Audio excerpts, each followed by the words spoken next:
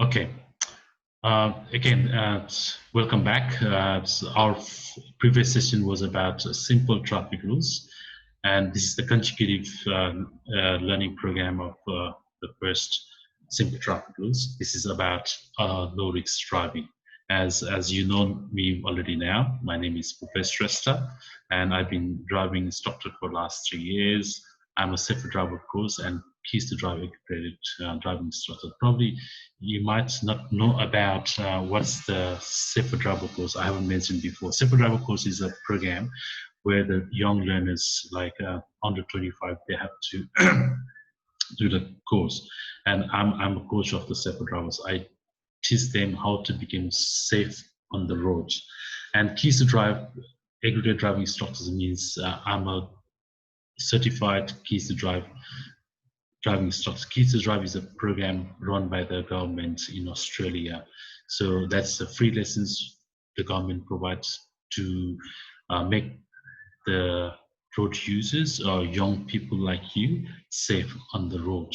So when you do the Keys to Drive, your supervisor need to be in the car as well. We instruct or we teach your supervisor how to supervise your how to supervise the learners so that they can learn more about driving rules and how to drive in Australia. So, and again, I'm very thankful for you guys for coming in to support my learning. Okay, so goals of this safe driving is at the end of the sessions, you know what are the low risk driving. So how to minimize your risks of being in crash, things you need to consider to be safe on the road. So this is the comprehensive knowledge on speed management, road positioning, hazard and response, and making good decision for your and others' safety.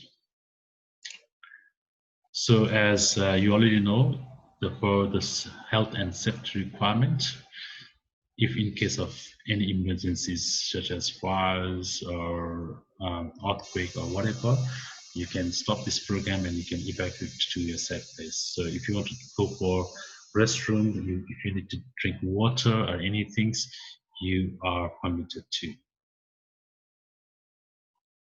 Okay. So as a ground rules, I already explained you should not be using your mobile phone while you are in this program. And if you need to make any phone calls because of emergency, you can leave this classroom and you can answer the call and you can come back after you finish. Okay? If you have any questions, you can ask any questions. You raise the hand, I'll let you unmute. So, and as you should not talk to each other and do not make any personal comment. Good.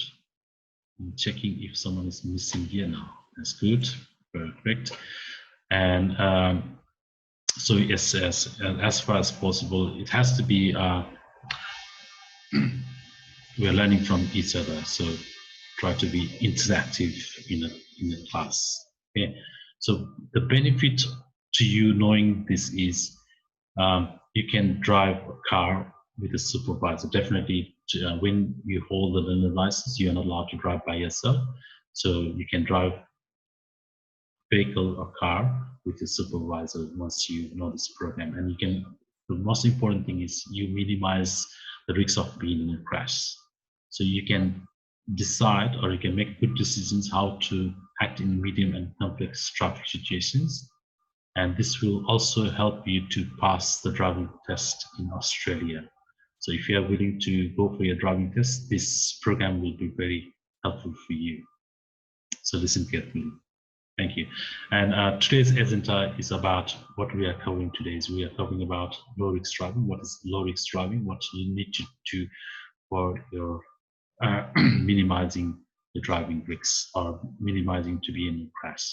So, and observations, speed management, positioning of your vehicle on the road, hazard and response, and decision making.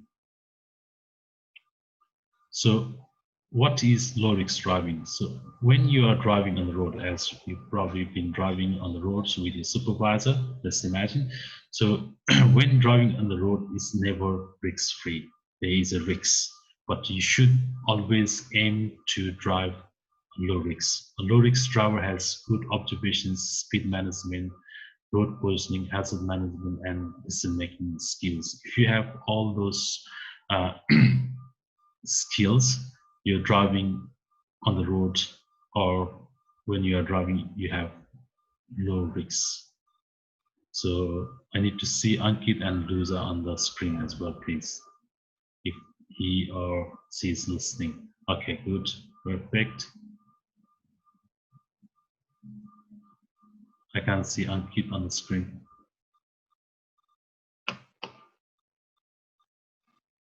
So if there is any call and if he's answering, that's fine. You can come back anytime. Okay.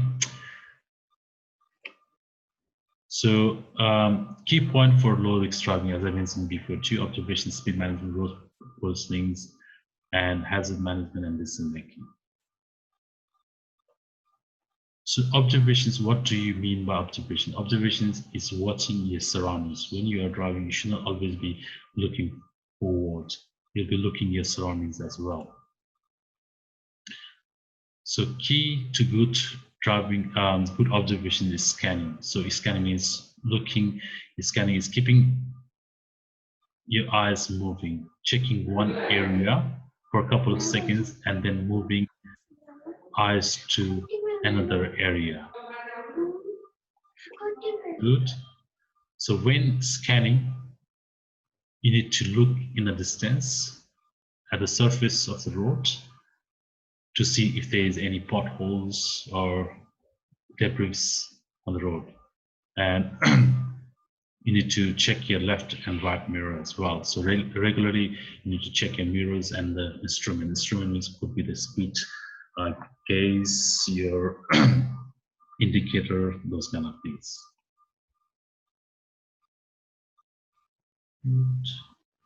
The next is speed management. So speed management means drive at the speed that is within the speed limit. As I already told you, if it is 50 kilometers an hour, you're not allowed to drive over the speed limit.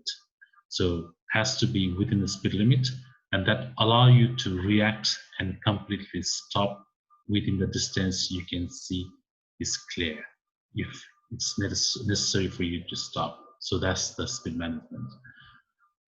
So you must drive at safe and legal speed, as I said earlier as well, managing your speed to suit your traffic, weather, and the road conditions. So for example, if it is raining, should you drive faster or slower? Definitely slower, isn't it? Because region-wide, you have to drive slower. When it's raining, it takes a little bit more time to stop your vehicle because it might slide. And when it's raining weather, so it's hard to see as well the other traffic.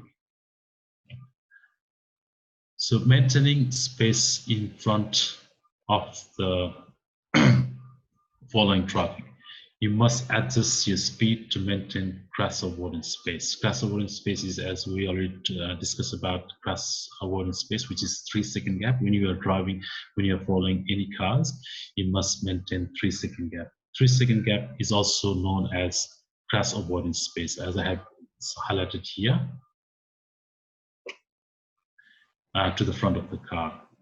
The minimum safe distance need in front is 3 seconds. This must be increased in poor conditions where or when you are being followed too closely by another vehicle.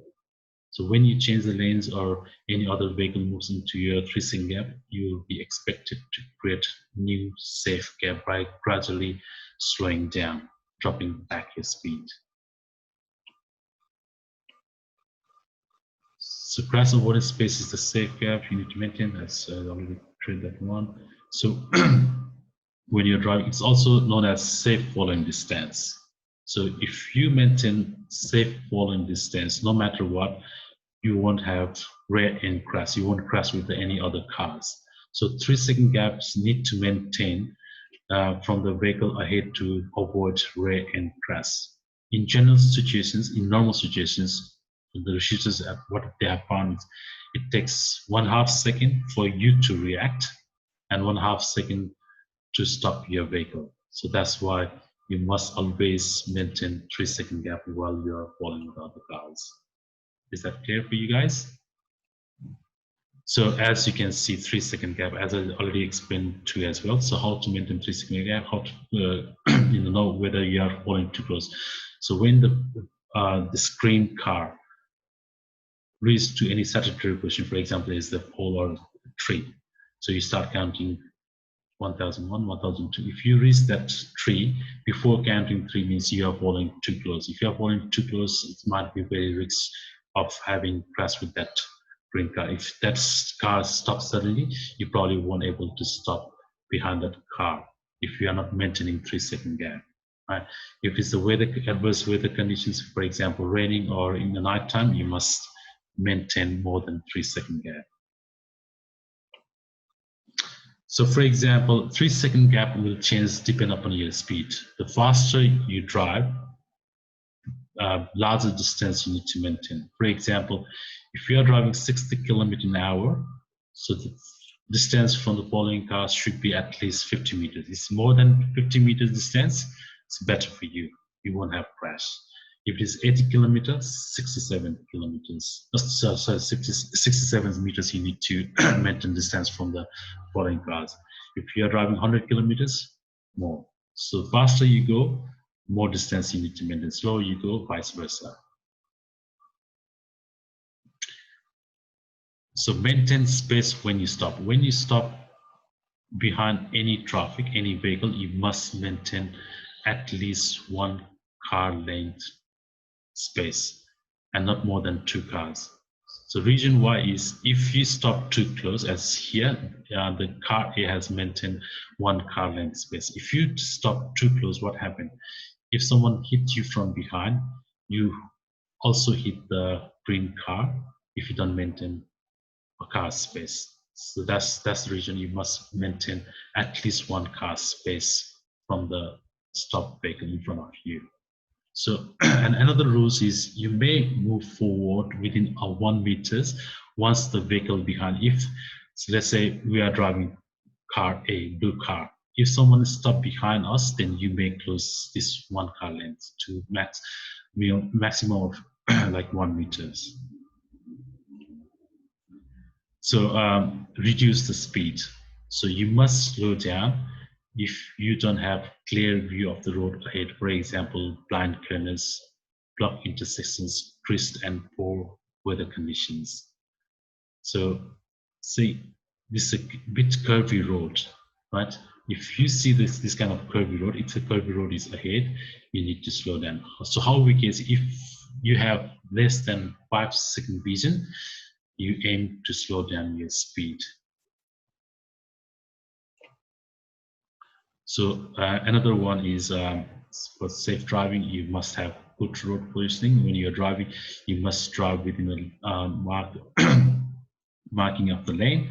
So maintaining a safe and legal position on the road, as well as doing maneuvers such as 3-point turn, reverse parking, and those kind of things. Drive on far left-hand side, leaving 1 meter gap from the curb, object, or parked vehicle. If there is no road marking. If there is no road markings, some roads doesn't have road marking, as you know. If there is no road markings, what you should do is you should drive close to the left-hand side, leaving a meter's gap from any object, parked vehicle. So drive on the middle of the lane if you are driving on multi-lane road. If there's 2 lanes, 3 lanes, 4 lanes road, you must drive within inside your lane. So try to be in the middle as far as possible. So those things they check in your test as well. If you drive too close to the right hand side, you will be marked and you will be penalized for driving too close to the right hand side or too close to the left hand side of the line. So you must drive in the middle of the lane. Is that clear? Good. And another thing is buffering. Buffering is keeping as much as space to your side of your vehicle as practical in any situations. You should have at least 1 meters from others' vehicles and hazards.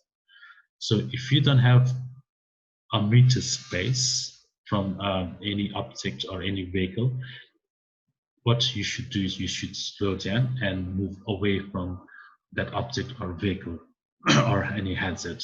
So you must slow down where you are not able to keep the space. Space means a meter from any other vehicles and hazards.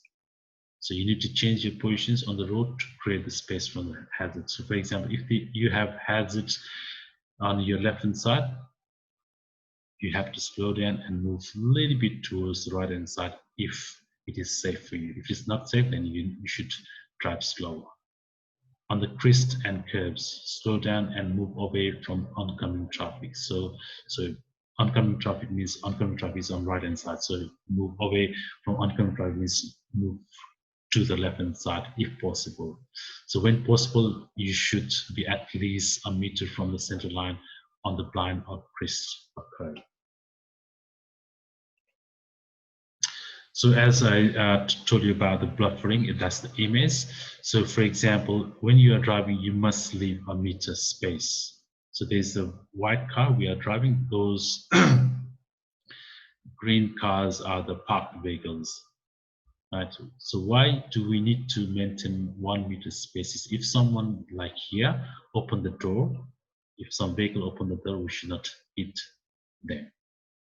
That's why you create 1 meter space. If you don't have a meter space, either you have to move closer to the line, broken line, or slow down and drive slower until you pass those hazards.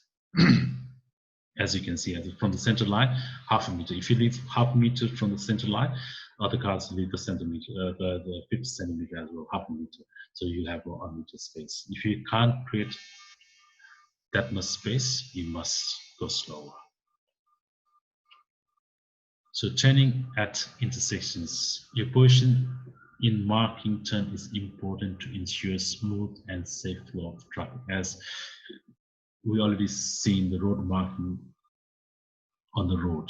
So if it's a left turn only, means that's allowed to turn left only. Sometimes there might be multiple lanes allowing you to turn left or right, vice versa.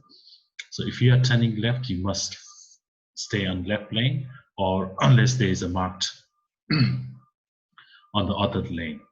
So when turning left on the marked lane, you must approach as far as left as practical.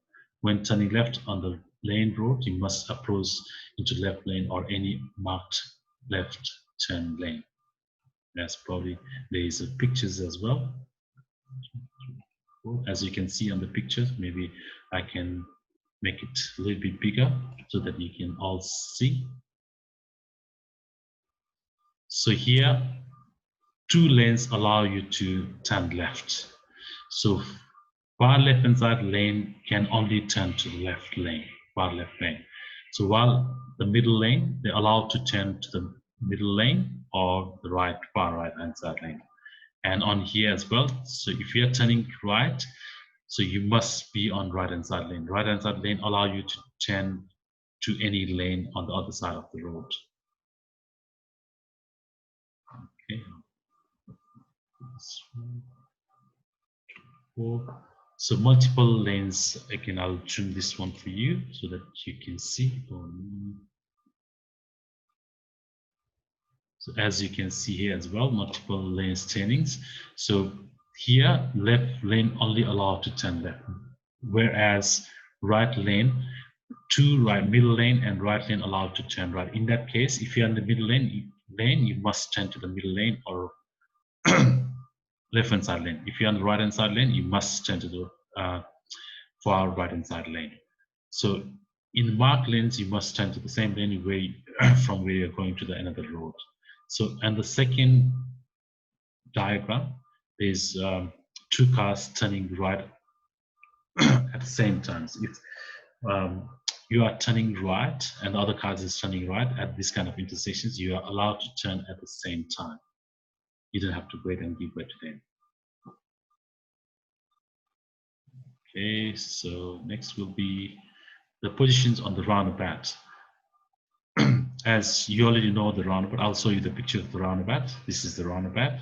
So positions on the roundabout. On multiple roundabout, positions of vehicle in according to lane marking what direction you intended to travel, as you can see here. So if you are traveling straight, you can travel from left lane or right lane. But if you are turning left, or if you are traveling to the left from the roundabout, you must stay on left lane. Okay, this one. Okay, you can see here. So to go straight, you can go from either lane. If you are turning left, you must use the left lane. Vice versa, if you are turning right, you must turn to the right lane. It's not so the trouble. So easy to understand? Good. So, and you must exit in a permissible lane, means, so if you are going straight, both lanes allowed to go straight. So if you're on left lane, you must stay on left lane. If you are going on, if you are traveling from right lane, you must exit to the right lane. Okay, so hazard management. What is the hazard management? Hazard is any potential danger or possible danger that might lead to the crash. Hazard can be seen, unseen, actual, or potential. For example, if you see the people crossing on the road, we call the hazard. If there is a hazard, what you should do? You should slow down your speed, isn't it? And the blind corners are the hazard too. So if there is a blind corners, you need to approach slower, must check properly and then proceed. A car approaching a stop sign on an adjacent street. So if you see any cars trying to proceed from the adjacent street, you should slow down and make sure it's safe to proceed and then proceed. So poor driving conditions. Poor driving conditions could be the rain, as I already discussed about the raining conditions. Raining conditions or adverse conditions. What you should do, you should slow down your speed, maintain the you know gap between you and the other cars, right? Hazard management is the process of managing the speed portions. It is safe. It is safe means if it's safe for you to move a little bit away from the hazard, uh, you need to portions if there is any possible danger. So few example of the hazards. So for example, this is the gray marked is the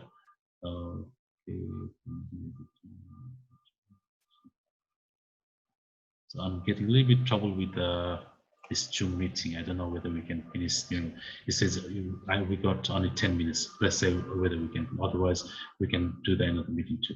So, for example, passenger getting up from the bus. As you can see, the passenger getting up from the bus. What they can do after getting up from the bus, they might cross the street. So, if you see this kind of situations, you should slow down your speed. Once you make sure everything is fine, once the space is clear, there is no hazard anymore, then you can increase the speed. Another example is highly pedestrian activities area where there are lots of cars, people around the streets. If you see those kind of area, you should drive it slower, slow down the speed. That's the example of the hazards. So turning vehicles. So for example here, car A has right to proceed. Car green has to give way to car A. Sometimes what happens is this green car might take the opportunity, might rush to turn. In that case, if they rush and turn, you probably have a crash. In that situations should be slowing down to avoid those kind of collusion. But if you slow down and if you know those kind of situations, and if you slow down and manage the speed, you probably save the life or avoid the collusion. And for example, vehicle pulling out from this is then another example of the hazards. So car A is on the main street, the green car is pulling out from the left side. So in that situation, what you should do is you need to be careful, you need to drive with cautious. So you slow down your speed. So you see the red on the back. So that means braking. So you need to cover the brake, slow down your speed. Once you are 100% sure he's not pulling out from the left side, then you increase your speed. So, okay. And stopping traffic blocking region at the intersections. For example, those green cars are stopped here because intersections has been blocked, right? So here, intersections in Australia, you're not allowed to block the intersections. If it's blocked here, you must stay and clear the intersections. So car is traveling straight, but another green car here is turning right. If there is not clear region, you need to proceed with cautious. You need to slow down the speed. Once vision is clear, then you can increase the speed too. So decision making is very important while you are driving. Critical decision making must be made whenever you enter traffic, changing the lane, and cross or turn and intersections, affecting the crash avoidance space of others, situations with the vision limited. So for example, if you are driving and you have limited vision, what you should do, you should slow down once your vision is clear, and then you can increase the speed. Those are kind of decision making you have to decide when you are driving. And if there is something is affecting your crash avoidance space, then what you should do is you should be careful, slow down your speed, and proceed with cautious. So you guys have idea about what the crash avoidance space is, right? So crash avoidance space is the space you maintain when you are following the other's vehicles, so which is 3-second gap. So if your crash avoidance might get affected by other drivers, what you should do is you need to slow down, you need to create the space again, and then you start driving. So affecting the crash avoidance space of others. So you should go only when there is a safe gap in the traffic, that you are not affecting the crash avoidance space of others. So for example, when you are turning left or turning right and you have to give way, so what you must do is you should not rush, you should not affect their crash avoidance space, you should not go into their crash avoidance space. So if you go to their crash avoidance space, what happened? If they don't react on time, you probably have a crash with others. So when you are entering those kind of intersections, you must maintain safe gap. Safe gap, which is always at least 3 seconds. If you don't have 3-second gap, you should not be entering to the intersections. So that means if someone has to slow down because to give way to you, so that means you are affecting their crash avoidance space. So if you are affecting your crash avoidance space in a test, if you are doing the test, that's the fail item in here. So always you have to make a very good decision. You should not rush. If you think like it is not safe for you to proceed, you should not proceed. So try not to affect your crash avoidance space of others. Is that clear? Or do you have any questions? If you have any questions, you can raise the hand. There's no problem. I can see you all now. No, so everyone is smiling. That means I believe it's no. All right. So another one is a safe gap ensure that other vehicles do not need to change their speed and positions, as I said to you before too. So when you are merging to others' lanes or when you are entering to the intersections, so you should not enter to affect their class of one space. So other traffic or other vehicles should not be slowing down to give way to you. So you need to make a very good decision while you are turning at the intersections or merging to the another lane or merging to the other's lane, let's say. So if it's not safe, so wait, make it clear, and then proceed. So turning across the intersections, as I said to you before, so let's say the car A here, I'll make this one a little bit bigger so that you can see. Is this one?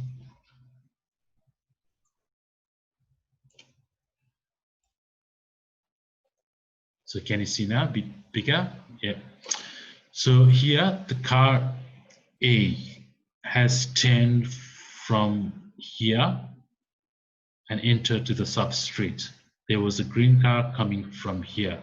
So when this car turned here, this car should not has to slow down the speed. So they must maintain a safe enough gap in order to turn. If it is not safe gap, so safe gap is always 3 seconds. As I said to you, you always need to maintain 3 seconds. That's 3 second gap we call the class avoidance space. So you need to make a good decision. You need to make sure the car, green cars should not slow down, don't need to slow down to avoid you. So if there is no enough space, rather you wait here and let the car green go first and then you turn. So that's the things.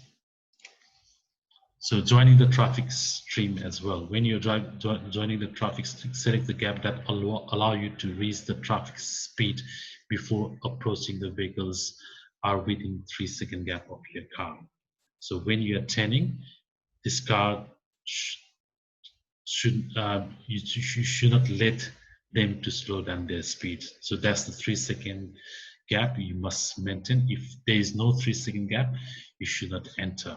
So if you think it's too close, you probably should wait, let them go, make the other side of the traffic is clear, and then you proceed. Okay.